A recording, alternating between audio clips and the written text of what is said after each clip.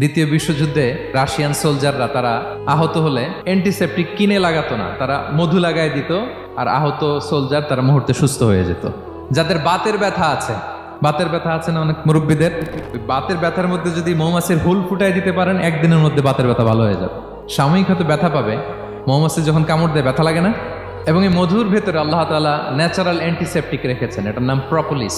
মুখতালিফুন আলওয়ানু, বিভিন্ন ধরনের ক্রিম হানি, হোয়াইট হানি, ইয়েলো হানি, ব্ল্যাক হানি, নানা ধরনের হানি আল্লাহ তাআলা এইভাবে প্রিজার্ভ করেছেন মৌমাছির মধ্য দিয়ে। আল্লাহ বলেন, এই যে এতগুলো মৌমাছি পুষ্প রস এনে মৌচাকের মধ্যে রসগুলো রাখে, মধু তৈরি হয়, আল্লাহ বলেন ইন্না ফি যালিকা লাআয়াতান লিকওমি ইয়াতাফাক্কারুন, নিশ্চয় এর মধ্যে আল্লাহ তাআলা চিন্তাশীলদের জন্য নিদর্শন রেখেছেন। যারা চিন্তা করে, তারা হাতের তালুতে শুধু জিহ্বা দিয়ে চেটে চেটে খায় না, তারা ভাবে কোত্থেকে আসলো এই মধু, কিভাবে মৌমাছিগুলো যায়, কিভাবে ফিরে আসে। তাহলে বলেন তো, আমাদের চিন্তাশীলতার দরকার আছে না নাই?